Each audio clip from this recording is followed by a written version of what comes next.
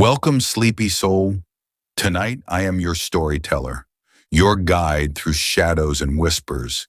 Here in the dark corners of imagination, every creak, every shadow, and every whisper has a story to tell. Welcome to Creepytalks, where the night never ends and the tales are waiting for you. Story 1. The night the road turned against me. I wasn't afraid of the dark, but that night the dark was afraid of me, and everything on that highway wanted me to die. My name is Daniel Cole. I've been driving trucks for almost 20 years. I've driven through tornadoes, blizzards, flooded roads, breakdowns in the middle of nowhere. You name it. Nothing ever scared me enough to quit. But the night I took a load across Highway 45, I realized the road itself can be alive, and it can hate you. I started the trip like any other, picked up refrigerated cargo in Kansas, scheduled to deliver to Tennessee by morning. I was behind on sleep, but not enough to be dangerous. I'd handled worse. The dispatcher told me, "Stay off 45 tonight. There've been incidents." When I asked what kind, he only said, "Just avoid it if you can." But avoiding it would add 4 hours to my drive, and I wasn't being paid for extra miles, so I ignored the warning. That was the first mistake. The road that disappeared by 9:30 p.m., I was rolling down Highway 45. Fog covered the asphalt like a blanket. Not normal fog. This fog moved differently, like it had a shape, a mind. My high beams barely cut through it. The CB radio hissed static. My phone lost signal. It was like the world behind me vanished, and the world ahead of me didn't want me to reach it. The first sign that something was wrong happened at mile marker 118. I know it was 118 because the sign was bent, twisted, like something had grabbed it and squeezed it. The metal was crumpled. Not like from a crash, but like a giant hand crushed it. As I passed it, my headlights flickered, my engine stuttered, and then the road behind me disappeared in the mirrors. I'm not exaggerating. The asphalt, the reflective lines, everything faded into a shapeless gray void, almost like my truck was floating. I blinked, rubbed my eyes, leaned forward, and the road was suddenly back. Perfectly normal. I told myself I was tired, but then my passenger seat belt buckled itself. Slow, steady, click. That was when every hair on my arm stood up. I wasn't alone in the cab anymore. The shadow in the cab. I didn't see a person. I didn't hear breathing, but the entire temperature inside the truck dropped like someone had opened a freezer. My breath fogged. My fingers stiffened. Then in the corner of my eye, I saw a shape sitting in the passenger seat. Not a person. A black silhouette, like a shadow that forgot it needed something to cast it. It didn't move. It didn't speak. It just sat there. My instinct was to slam the brakes and jump out, but something deep inside me whispered, "If you stop, it gets inside you." I don't know how I knew that, but I knew. For 10 minutes, maybe 20, it sat there without moving. Then it slowly raised its head. No eyes, no face, just darkness. And then it leaned toward me, centimeter by centimeter. The closer it got, the more my chest tightened, like it was pulling my breath out of my lungs. I whispered, "Not tonight. Not today. I'm not dying on this damn highway." My voice cracked, but somehow the thing froze, then melted back into the seat like smoke dissolving in air. The seatbelt unbuckled, and the temperature went back to normal. I drove for 10 minutes without blinking once. The road sign that shouldn't exist. I thought maybe that was it, that the worst was over. But then I passed a road sign that shouldn't have been there. Bright green, perfect condition. It said, Welcome to Ashton population. The number was scratched out, not faded, not painted over, scratched violently. I slammed the brakes. Ashton was a town that burned down in 1984. Every building was destroyed. No survivors. No one rebuilt it. But ahead of me, in the fog, I saw lights, street lights, house lights, building silhouettes. A whole town sitting where there should be empty forest. I grabbed my phone and recorded it, but the screen was black, like the camera refused to see what I saw. When I looked up from the phone, the lights were closer. The fog peeled back like curtains, and I could see people, dozens of them, standing perfectly still, watching my truck. None of them had faces. The girl in the road. I pressed the gas. I wasn't stopping for anything or anyone, but the fog thickened again, and from it stepped a girl, maybe 9 or 10 years old, right into my lane, barefoot, shivering, covered in something dark. I swerved hard, tires screaming. I stopped inches from her. Then she spoke 5 words that froze my blood. "You aren't supposed to be here." Her voice wasn't a child voice. It echoed, like multiple voices speaking at once. When she lifted her face, it wasn't a face, just skin stretched flat and smooth. I slammed the accelerator, missing her by a hair. She didn't move, but in the mirrors I saw dozens of those faceless figures chasing the truck, running on all fours like spiders. Faster, faster. They almost caught me. Almost. The scream through the radio. My CB radio exploded with a scream so loud it nearly blew out the speakers. A woman's voice, begging, crying. "Please don't leave me. Don't. Then silence. Then a whisper. "Turn back." I yanked the cord, ripped the radio out, and threw it onto the floor. The whisper continued. From the radio, with no power, I turned up the engine, drowning it out. The end of story 1. My hands were numb from gripping the wheel. My throat was raw from breathing too hard. And ahead, through the fog, I saw headlights. Not normal headlights. They were inches above the asphalt, floating, coming straight toward me, and they weren't attached to any vehicle. Story 2. The truck that wasn't there. The headlights came closer, but there was no engine, no wheels, no truck, just something pretending to be one. The floating headlights glided toward me in a perfectly straight line, cutting through the fog like 2 glowing eyes searching for prey. My pulse hammered in my ears. I leaned forward, squinting, trying to make sense of the shape behind them. But there wasn't a shape, just the lights. Bright, silent, hungry. They grew brighter until they were so close I felt heat from them on my face through the windshield. I jerked the wheel right, skidding onto the shoulder, gravel exploding under the tires. The lights passed through my trailer, not around it, not over it, through it. Like my truck was smoke. The entire cab shook violently. The radio wires sparked where the unit had been ripped out, and my engine coughed as if it were choking. Then everything went calm, too calm.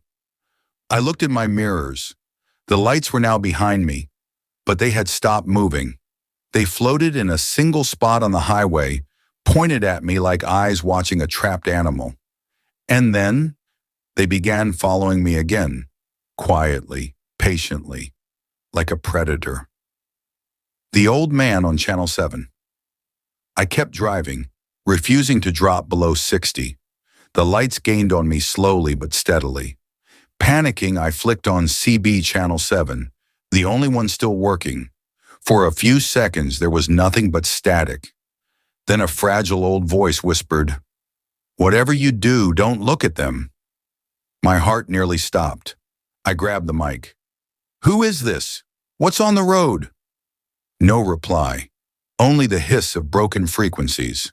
Then, A rough cough. They follow whoever drives the road after midnight. If they catch you, you'll join them. I swallowed hard. Join who?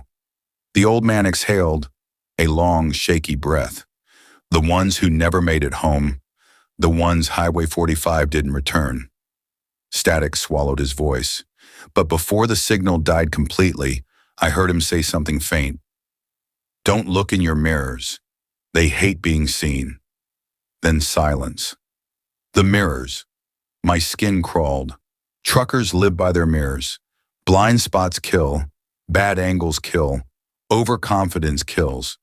But the old man's words echoed in my skull. Don't look in your mirrors. I tried to resist, but curiosity chewed at me. What was behind me now? How close were they? I gripped the wheel tight enough that my knuckles turned bone white. And then I made the mistake. I glanced into the left mirror. Just once. Just 1 second. That was all it took. The floating headlights were now right behind my trailer, only a couple of feet away. But behind those lights, I saw something else. A shape. Tall, thin, bent, like a man made of metal rods and stretched skin. It had long fingers gripping the side of my trailer. Too long, unnaturally long. And its head was sideways, as if broken at the neck. When that thing noticed I was looking at it, its jaw unhinged open farther than any human jaw could, revealing a dark, empty hole. Not teeth, just void. The lights blinked. Once, twice, and then shot forward toward the cab, straight at me. I tore my eyes away and the mirror cracked on its own. A thin fissure ran across the glass like a lightning bolt. The warning was clear. Look again, and you die. The abandoned gas station at mile marker 134, the fog parted just enough to reveal an old gas station on the right. No lights, no signs, just a skeletal building half swallowed by darkness. But it was the only place that offered even the illusion of safety. I turned off the road. The engine sputtered as if something tugged at it, resisting. I pushed harder. Finally, I rolled into the cracked concrete lot. The floating headlights stopped at the highway entrance. They didn't cross onto the property. For the first time that night, I felt a sliver of relief. I shut off the engine and bolted the door. The silence pressed against my eardrums. The fog curled around the building like fingers. And in the distance, I heard footsteps, slow, heavily dragging footsteps, coming toward me. The man in the doorway. The gas station door creaked open, and an old man stood there, trembling, eyes sunken, skin almost translucent. I recognized his voice instantly. It was the voice from Channel 7. He motioned me inside without speaking. I hesitated, but the footsteps outside got louder, too loud, like something big, something hungry. I ran into the station, and the old man slammed the door behind me. He locked 3 deadbolts I didn't even know existed. Then he whispered, "You shouldn't have come on this highway tonight." My voice cracked. "What's happening out there? What are those things?" He stared at me with hollow eyes. "The road takes a soul every 5 years. Tonight is the cycle, and you're the only one driving it." A wave of cold washed over me. I swallowed hard. "Then what's trying to get in?" The old man leaned closer, shaking so badly he almost fell. "Not what? Who?" I frowned. He whispered one more sentence, the one that froze my blood. "Everyone Highway 45 already claimed. They're coming for you."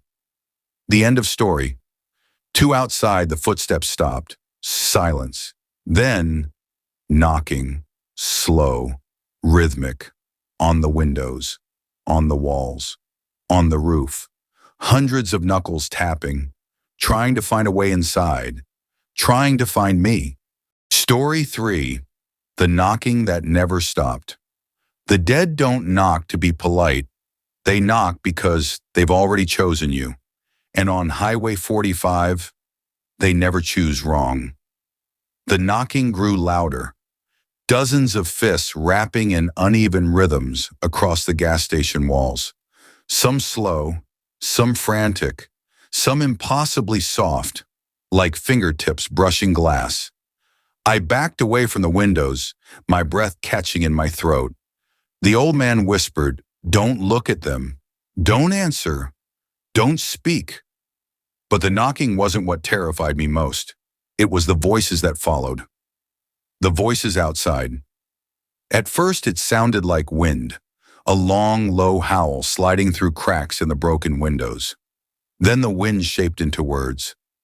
"Daniel." My heart stopped. "How do they know my name?" The old man closed his eyes. "Because they were once like you." The tapping shifted into scratching, long nails dragging down the glass, high, razor-sharp shrieks, the kind that sets your teeth on edge. "Daniel," the voices whispered again, "come outside. We're cold. We're hungry. We remember you." I swallowed hard. "I don't know them." The old man shook his head violently. "You do, just not while you're alive." A chill crawled down my spine.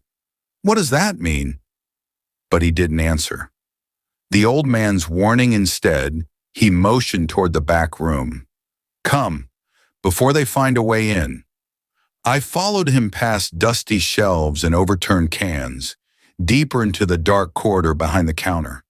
The air felt heavier there, like the building itself was holding its breath. He pushed open a warped wooden door. Inside was a small room lit by a single oil lamp. Maps covered the walls. Maps of Highway 45, every mile marked in red ink, as if he'd been tracking something for decades. And in the corner, a CB radio, but not an ordinary one. This one was old, older than anything I had ever seen. Its screen glowed a sickly green. Its dials flicked on their own. It hissed and crackled like it was breathing. The old man pointed at it. "You're not the first driver to wander into this place. This radio is all that's left of the others." The knocking outside intensified. The walls shook, dust raining down from the ceiling. I flinched. The man didn't. "They can't enter unless you invite them," he whispered. "How do I invite them?" He stared at me with hollow eyes. "By fear." The lost drivers. The CB radio crackled to life. A voice gasped through the static. "Help! Please, God! Help!" Another voice overlapping. "Don't let them take me! Please!" Then a third voice, raspy, broken. "Turn back! Turn back!" I stepped closer. "Who are they?" The old man swallowed, his hands trembling. "Everyone Highway 45 has taken.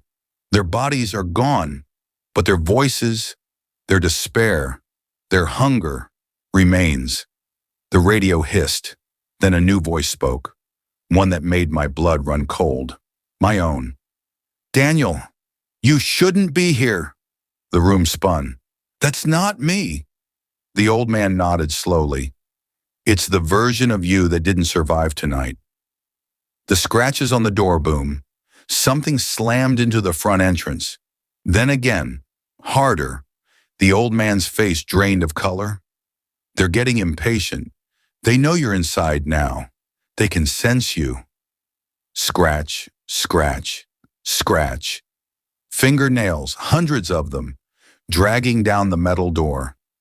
I covered my ears, but the sound burrowed into my skull like insects crawling under the skin. The old man grabbed my arms. "You can't stay here. They'll tear this place apart if they have to. You must keep moving." I shook my head. "The truck? It won't start." "That thing on the highway, it'll follow me." His voice lowered to a trembling whisper. "Yes, but staying here guarantees one thing." He leaned close. "You'll join them." The scratching stopped. Silence. Too much silence. The old man froze. "No, no, no, no, not this." The window. A single slow knock came from the side window. Not frantic, not violent, just one knock. Then another. Then another. The old man whispered, "Don't turn around." My muscles tensed. "Why?" He squeezed his eyes shut. "That's the final lure. The ones who knock softly are the ones that used to be human." My throat tightened. "What happens if I look?" His voice cracked. "You become one of them." I felt breath on the back of my neck. Warm, but wrong. Too warm, like something dead trying to remember what warmth felt like. The knocking stopped, but I felt a presence behind me. Slow, tall, curious. Then a voice, impossibly gentle, whispered, "Daniel, you left me on the road." My heart dropped. I knew that voice. No, I didn't. Did I? The old man grabbed my hand. "Don't listen. Don't turn." But the whisper came again. Closer. "You didn't stop. I died alone." My blood froze. I didn't know who the voice belonged to, but it talked like I had killed someone. The old man yanked me away from the window so hard I nearly fell. "We go now." The back exit. We reached a rusted metal door at the back of the gas station. He pushed it open a crack. Fog spilled inside, and in that fog, I saw silhouettes, not moving, waiting, dozens of them. The old man pushed me back.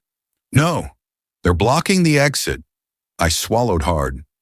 "Then where do we go?" The knocking behind us began again, louder, harder, trying to break through. The walls groaned, the glass fractured, the roof creaked like something heavy had climbed on top, and the old man whispered the one answer I didn't want to hear. "We run for the truck." End of story 3. The back door rattled, the front door cracked, the roof sagged, and the dead, the lost, the faceless, closed in from all sides. The old man grabbed my arm. "Daniel, when we run, don't look at anything. Not the shadows, not the road, not even the fog, no matter what you hear." I nodded, trembling. "Ready?" he asked. Before I could answer, the front door exploded inward. Story 4, The Run Through the Dead. When the door exploded, the dead didn't rush in. They just stood there, smiling without mouths. And somehow, that was so much worse. The metal door blew inward like a bomb had hit it. Shards of rusted steel skittered across the floor. But nothing entered. Not at first, just shapes, silhouettes, dark human outlines filling the doorway, stacked behind each other like a wall of shadows. Every single one of them standing perfectly still, waiting, watching. No faces, no eyes, just smooth, pale skin stretched where features should have been. The old man clutched my arm so hard it felt like his fingers were cutting through skin. "Don't freeze," he rasped. "That's what they want." My legs wouldn't move. A faceless woman stepped forward, her head tilted at an impossible angle, rotating like her neck had been snapped and twisted around. A low moan escaped her featureless face. Not a human sound, not even close. It was the sound of something trying to imitate a human, trying and failing.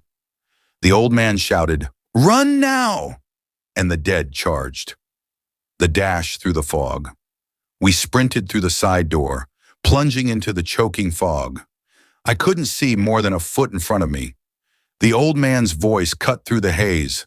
"Follow my hand. Don't stop. Don't look."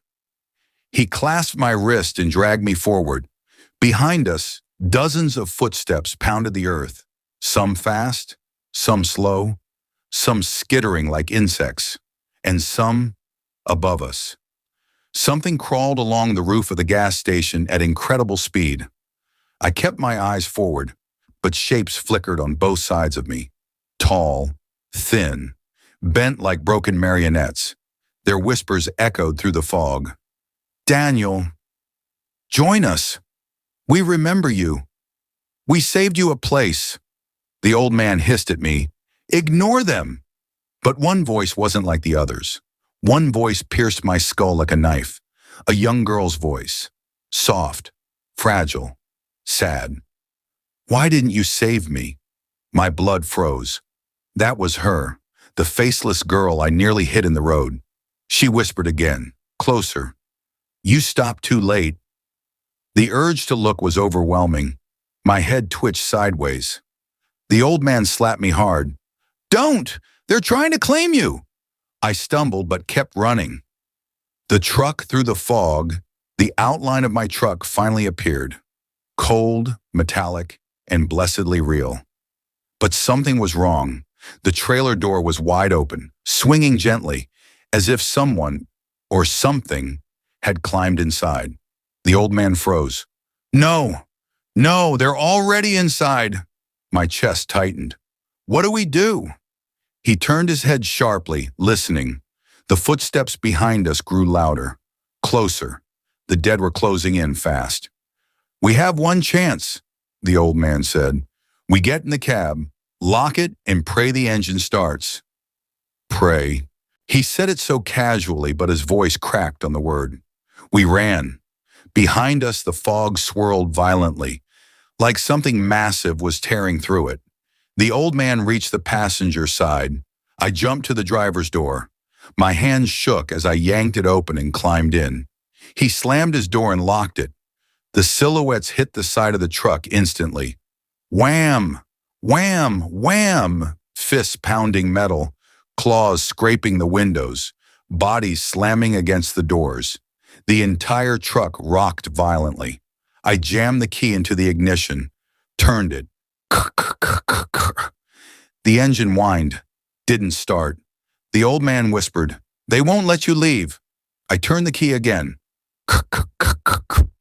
Sputter, not enough. The dead outside screamed in unison, a horrible, multi-layered wail. And then, something climbed onto the hood, a tall, thin figure, limbs like ropes, head dangling sideways, its face pressed against the windshield. A smooth, pale mask with no features. Then, it began tapping on the glass. Slow, rhythmic, mocking. Tap, tap, tap. I screamed and twisted the key one more time. VRRRROOOOOM. The engine roared to life. The escape. I slammed the accelerator. The truck lurched forward, throwing the faceless creature off the hood. A swarm of the dead reached for the doors, the mirrors, the storage compartments, their fingers scraping metal. I tore out of the gas station lot, tires screeching, leaving a cloud of smoke behind. But they ran after me, all of them, some sprinting faster than any human could, some crawling on all fours, some gliding through the fog like phantoms. The old man yelled, "Don't look back!" I didn't. Not even when something slapped onto the back window. Not when something screamed my name again and again. Not when something heavy jumped onto the trailer roof. I just drove, and drove, and drove, until the fog thinned, until the road became visible, until the forest returned to silence. The old man slumped back in the seat and exhaled shakily. "We aren't safe yet." My throat tightened. "What now?" He stared straight ahead. "The worst part of Highway 45. I swallowed. "What's that?" The old man whispered, "Mile marker 147. End of story 4. The fog behind us regrouped. The dead retreated, for now. But ahead, the highway bent into a long, dark curve, where something waited for us. Something bigger than the dead. Something older. Something that ruled this road. Story 5. The thing that hitchhikes some hitchhikers want to ride. But the one I picked up didn't want my truck. It wanted me. And it never actually opened the door. I've always been careful about hitchhikers. 40 years on the road will teach you that you can't trust every stranger waving at you from the side of a dark highway. But this night, this wasn't a normal stranger. This wasn't even human. And I didn't pick it up. It climbed in on its own. It started around 3:17 a.m., the dead hour, when the world goes so quiet that you can hear your own heartbeat kicking in your ears. I was hauling refrigerated freight through an empty stretch of Highway 24. No towns, no gas stations, no cell signal, just miles of blacktop disappearing into the void. I'd been fighting sleep for a while, yawning so hard it felt like my jaw might crack. So when I first saw the shadowy figure standing on the shoulder of the road, I thought my eyes were just playing tricks on me. It looked like a man, tall, thin, shoulders hunched, head tilted like he couldn't quite understand the world around him. He didn't wave, didn't move, just stared at my truck as I passed by. No big deal, I thought. People get stranded all the time. But then, when I glanced at the mirror, he was gone, not walking away, not running, not fading into the dark, just gone. I felt a chill crawl up my spine, but I shook it off, kept driving, cracked the window, turned on some music. The road stayed empty for about 5 minutes. Then without warning, I smelled something sharp, rotten, metallic, like old blood mixed with wet soil. I gagged and reached for the switch to close the window.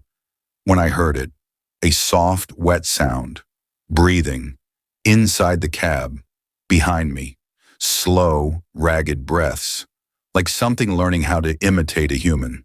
My fingers froze on the window switch. I didn't move, didn't breathe, didn't even blink. I whispered, "Who's back there?" Silence. Then, Creepytalks. The sleeper bunk shifted, like weight had settled onto it. I grabbed my flashlight with shaking hands, clicked it on, and snapped around to look. Nothing. The bunk was empty, perfectly still, but the smell was getting stronger, burning into my nose, stinging my eyes. I turned back to the road, and that's when I saw it. Not in the mirror, not in the seat, not on the bunk, in the windshield. A reflection, something sitting directly behind me, something tall, looming, bent in ways a human body just shouldn't bend. Its arms hung too long, its fingers curled like broken sticks. Its head, God, its head was right next to my own, like it was leaning in, studying me. But when I turned, nothing was there. My heart was hammering so hard I thought it had punched through my ribs. I slammed the brakes, pulled over, threw open both doors, and jumped out of the truck like it was on fire. I circled the rig, flashlight shaking, breath fogging the air. No footprints, no marks, no sign of anything. But the smell still lingered. Something had been inside. I climbed back in slowly, every muscle tight, every nerve screaming. I put the truck in gear and started rolling again, trying to stay calm, trying to believe it was just my exhausted brain messing with me. Then, at 3:42 a.m., the passenger door lock clicked. Once, twice, slowly, deliberately. Then, without me touching a thing, the passenger door began to open, just a sliver, just enough to let the cold night air pour in. But what came through wasn't air. It was a voice, a whisper, not in English, not in any language I'd ever heard. Wet, gurgling, like someone speaking from underwater. I screamed and shoved the door shut, slamming the lock down with my fist. The whispering stopped instantly. Silence. Then, a fingernail tapped the glass. Once, twice, 3 slow taps, as if saying, "Let me in." I floored the gas. The engine roared. The truck lurched forward. I didn't slow down for 30 miles. When the sun finally rose, the smell was gone. The lock stayed still. No shadows, no whispers, no breathing. I checked the passenger side when I stopped for fuel.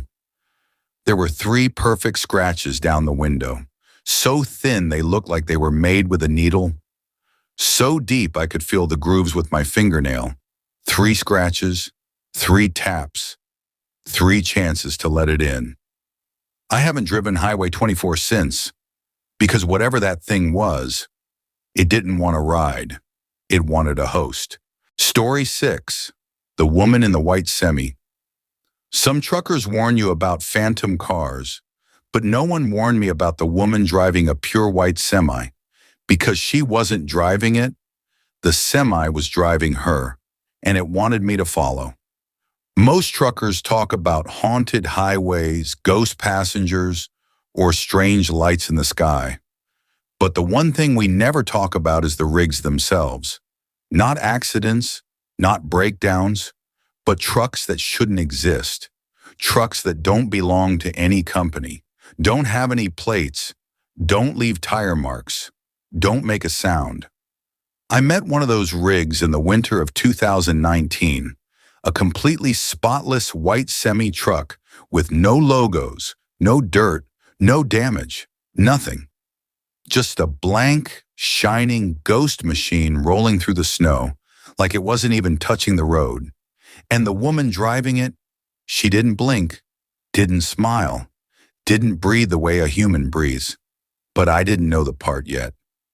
It started in a snowstorm. I was hauling electronics from Boise to Denver, cutting through a mountain stretch where storms roll in like walls of white.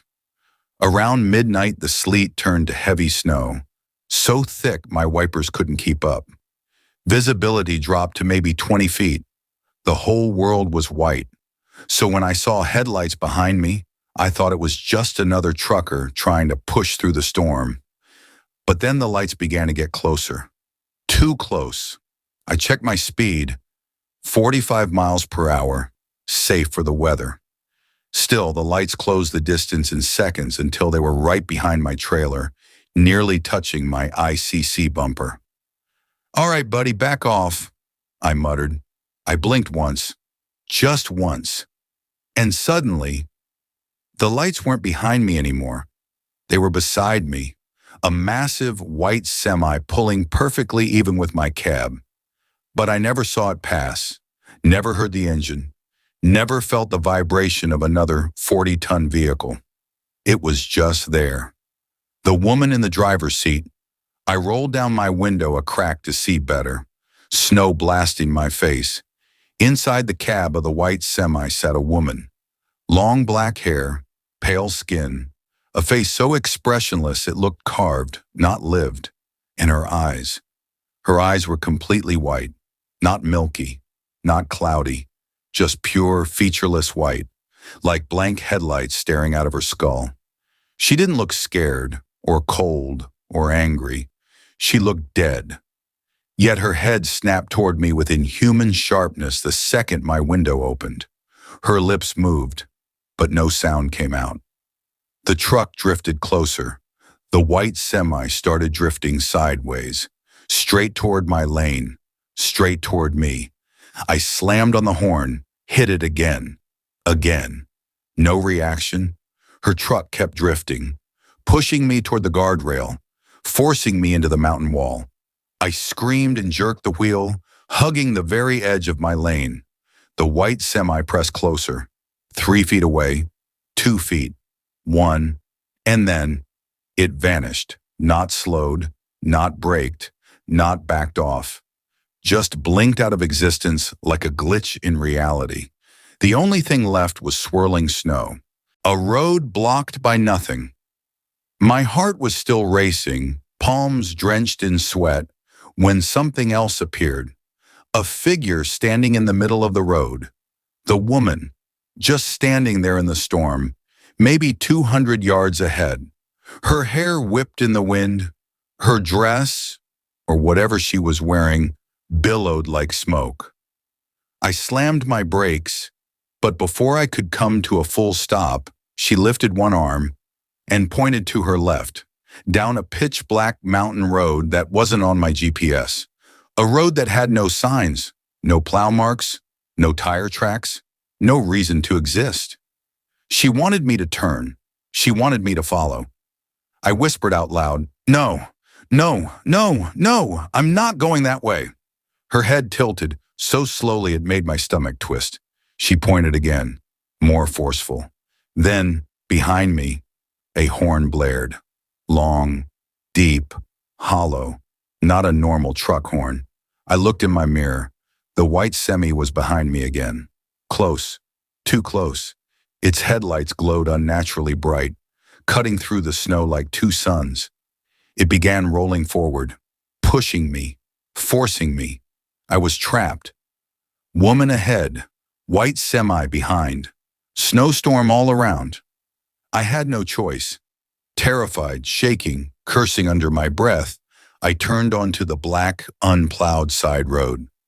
The woman lowered her arm and disappeared into the snow. The road that shouldn't exist. The moment my wheels hit the side road, my radio turned to static. My GPS went blank, then rebooted, then went blank again. The snow thickened until I couldn't see the hood of my truck, and the white semi followed behind me silently, always at the exact same distance, never gaining, never falling back. It felt less like a truck and more like a shadow attached to my trailer. After about 10 minutes of crawling forward, I saw something through the haze. A curve, a cliff edge, a drop so steep it looked like the world ended. I hit the brakes. The white semi didn't. Its headlights flared, its horn blasted, and my trailer lurched forward as it rammed me. My truck skidded, slid, fishtailed toward the cliff. And then everything went dark. Morning came. I woke to sunlight, warm, bright, peaceful. I was parked safely on the main highway shoulder, hazard lights blinking. No snow, no storm, no side road, no white semi, not even tire tracks behind me, just dry asphalt and cold mountain air. Had I dreamed it? Hallucinated? Lost hours of memory? It didn't make sense. But when I stepped out to check the truck, my stomach dropped.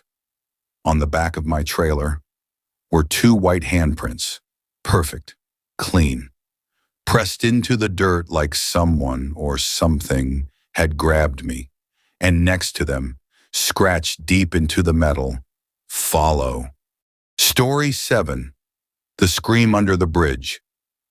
Some bridges echo your engine, but this one echoed something else, something screaming beneath the concrete.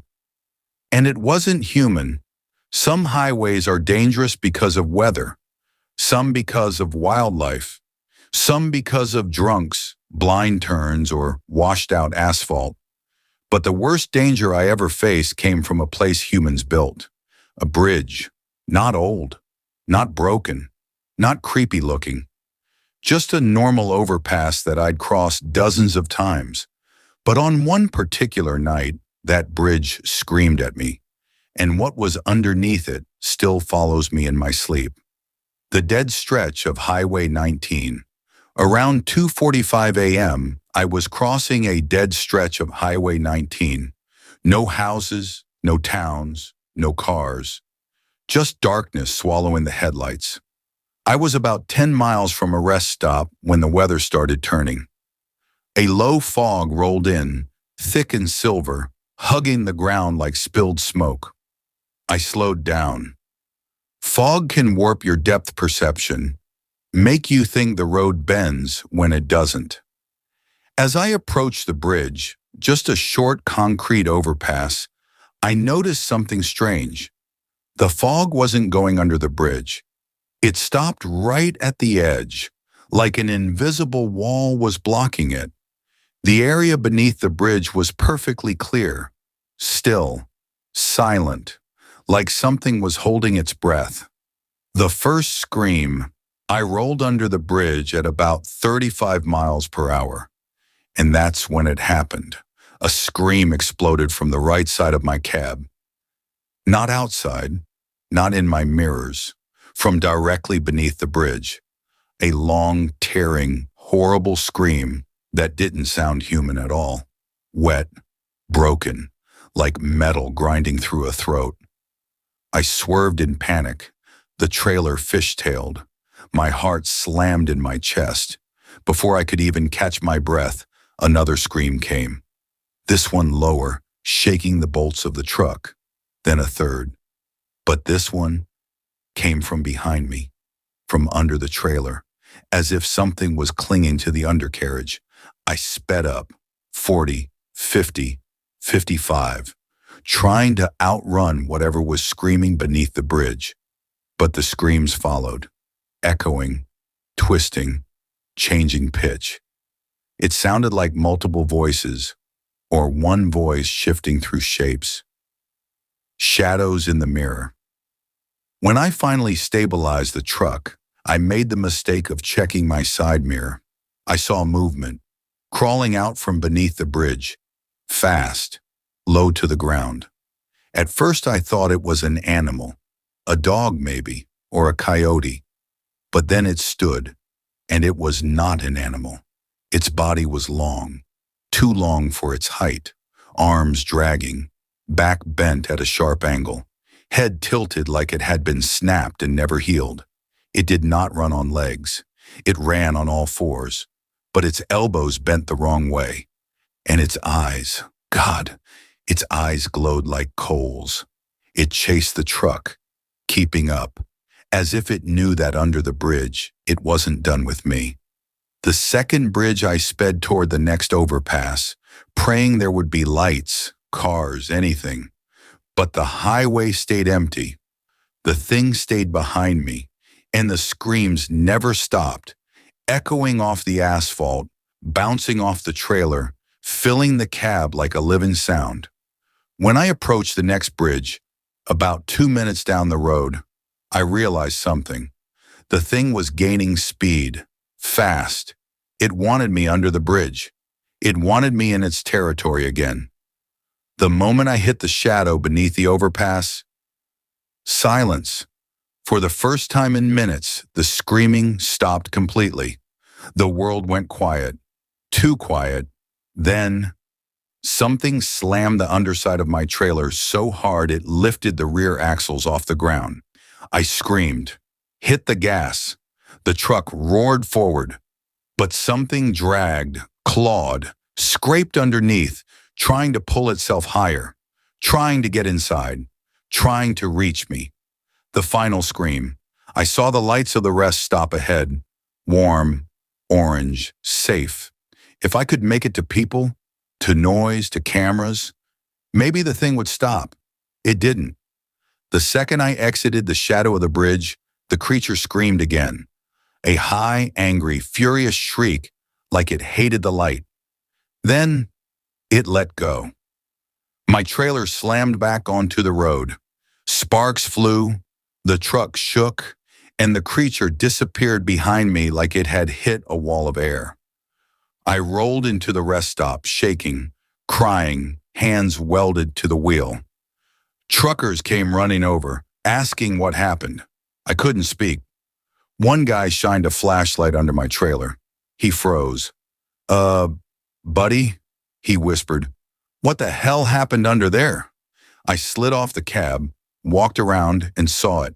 Massive claw marks, deep, angled, burned into the metal like something had melted and ripped the frame at the same time.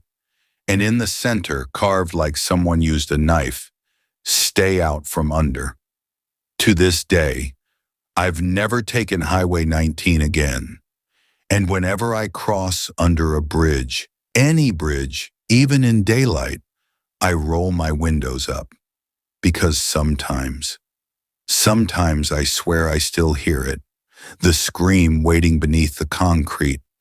Story 8. The radio that spoke my name. Truck radios aren't supposed to know your name. Mine did. And the voice speaking through it wasn't from this world, but it knew exactly where I was. CB radios are the lifeline of truckers. Storm ahead? We warn each other. Smokies hiding under the bridge? We shout it out. Roadkill blocking the lane? We talk about it. It's simple, basic, human. But one night my CB picked up something that was not human. A voice that didn't come from a channel. A voice that whispered directly into my cab and said my name. The empty night I was hauling furniture through a long, flat stretch of Nevada desert. The kind of road where the horizon looks endless, and the sky feels like a black ocean pressing down on you. Around 1 a.m., I got tired of music and switched to the CB. As usual, the channel was mostly dead, except for occasional chatter from truckers miles away. Then the static grew louder, harsher, like someone was rubbing sandpaper over the airwaves.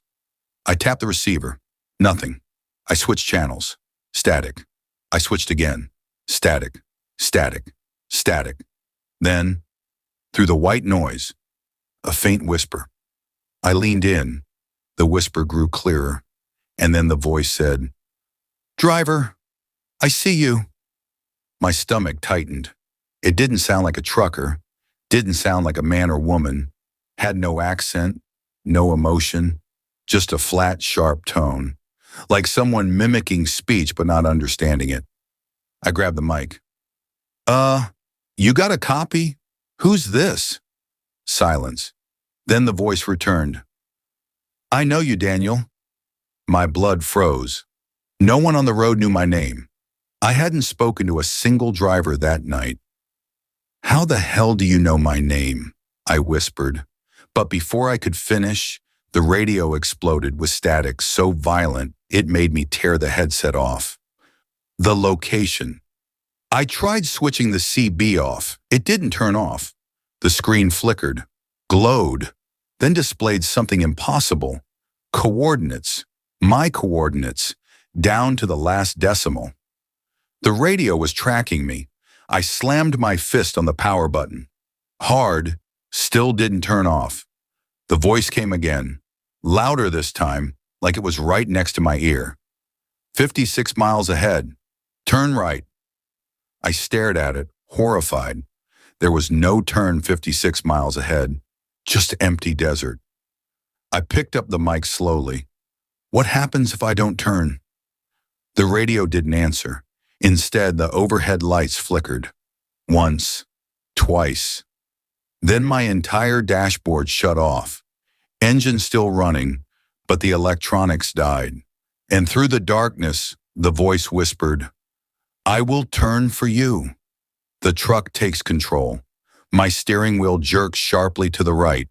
I screamed and wrestled it. The truck kept drifting.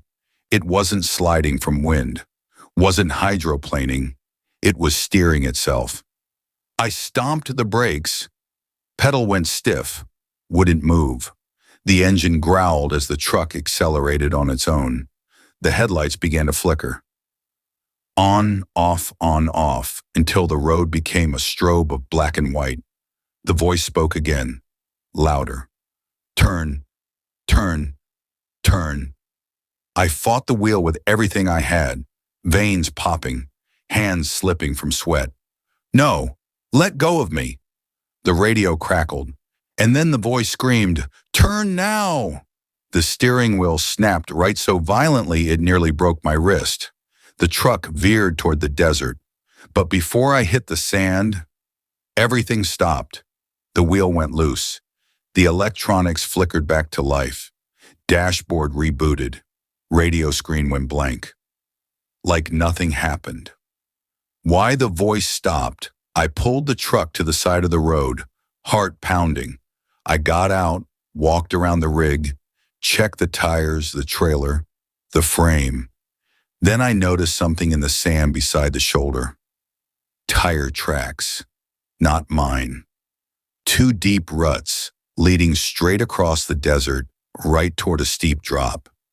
A hidden dry river canyon I never knew was there. The tracks ended at the edge of the cliff, and over the side I spotted the wreckage of a truck, an old one, crashed decades ago, rust-eaten, destroyed, pieces scattered across the canyon floor. I stared at it, shaking. Someone died there, a driver who turned when a voice told him to. My radio clicked once, then twice, then a whisper softer than ever. "Next time, you won't fight me." I ripped the CB radio out of the dashboard and threw it into the desert. It burst into sparks. But even now, years later, sometimes when I drive at night, I hear faint static behind me. No radio installed, no electronics on, just a voice waiting to speak again. Story 9. The final load they never picked up. Some deliveries never get completed. Some loads never reach their destination. But the one I was asked to pick up should have stayed buried. Truckers get strange dispatches sometimes. Wrong addresses, wrong paperwork, wrong load numbers. But once, just once, I received a dispatch that made no sense from the moment it came through. No company name, no pickup appointment, just a location. Old Mill Road, end of route, and a message. Load must be moved tonight.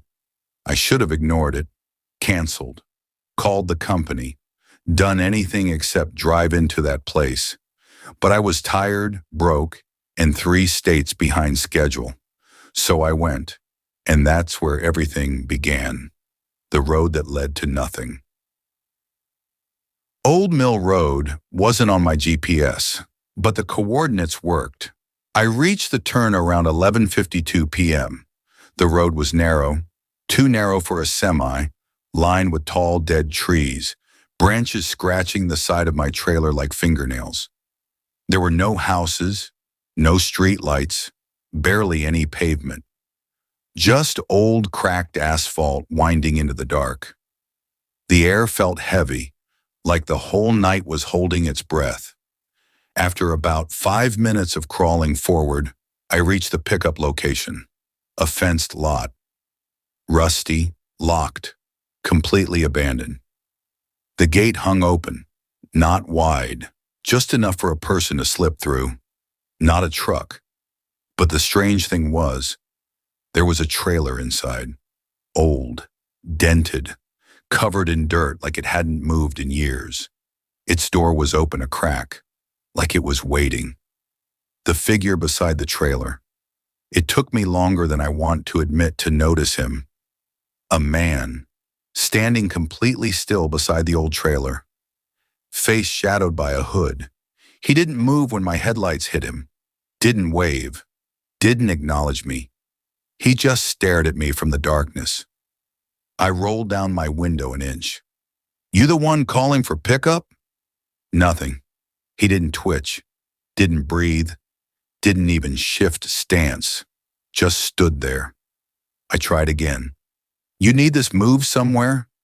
Still nothing.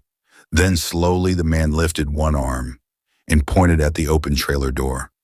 Not at me, not at my truck, at the door, like he wanted me to look inside. I shook my head. "No chance, buddy. I'm not stepping out. Not here." The man pointed again, more forceful, then lowered his arm and walked backward, not turned around. Walked backward into the dark until the shadows swallowed him whole. The door starts moving. I should have driven away, but the trailer door, it began to move, creaking, sliding open wider, slowly, smoothly, even though there was no wind, even though nothing touched it. The inside of the trailer was pitch black, but I heard something, soft, dragging, like fabric being pulled over metal, then a whisper, not a voice, not words, just air, breathing, from inside the trailer. My phone buzzed at the worst possible moment. My phone vibrated. One message, no name, unknown number. I still remember every letter, "Do not load that trailer." Before I could process it, another message, "Do not let it see you." My throat went dry. I looked back at the lot, and the trailer door was now fully open, wide, inviting, almost smiling. A low scraping sound came from inside. Something shifting, moving. Then, 2 pale hands gripped the edge of the trailer floor. Not human hands. Too long, too many joints, fingers bending like broken sticks. I gasped and threw the truck into reverse. But the moment I moved, the thing inside the trailer moved fast. The thing that crawled out. It pulled itself to the edge of the trailer floor. Its body was wrong, bent, twisted, flesh like wet paper stretched too thin. Its head hung backward, upside down, facing me. Eyes open wide. Mouth hanging so far open it looked split. No sound came out. Not yet. Then it screamed. A sound that didn't belong to anything alive. A sound that bent the air, made my teeth ache, made every nerve fire at once. The floodlight on my trailer flickered once, twice, and then the entire lot went black. The run for my life. I slammed the accelerator. The tires spun in gravel, kicked up dirt, fish-tailed out of the lot. The thing lunged after me, fast, too fast, its limbs whipping across the ground like ropes. I didn't look back, didn't breathe, didn't blink. I just drove. Branches scraped the sides of my truck. The road twisted in and out of focus. The creature screamed again.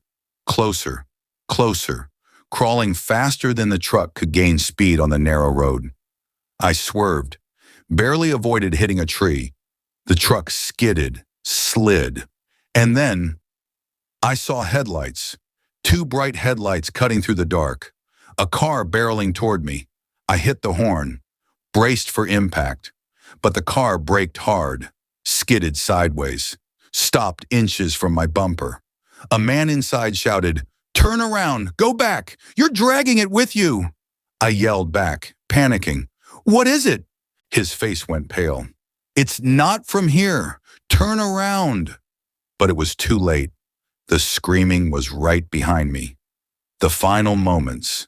The man jumped out of his car, waved something burning. A flare.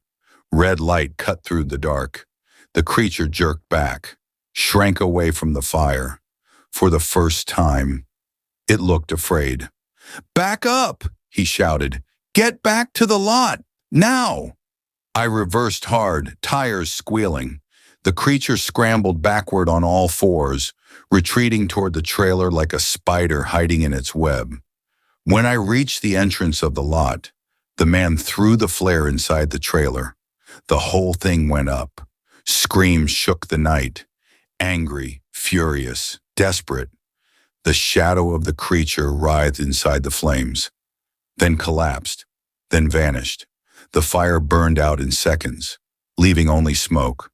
No trailer, no creature, just blackened pavement. After the fire, the man approached my truck, breathing hard. "You're lucky," he said. "They didn't tell you, did they?" "Tell me what?" "That trailer isn't abandoned." He swallowed. "It's a containment unit." My skin crawled. "For what?" He stared at the ashes and whispered, "For whatever that thing was before it stopped being human." The final message. I checked my phone. Both warning messages were gone. Not deleted. Gone. Like they were never sent. The coordinates for the job. Gone. The dispatch order. Gone. The lot. Empty. The trailer. Never existed. The man who saved me disappeared when I looked away.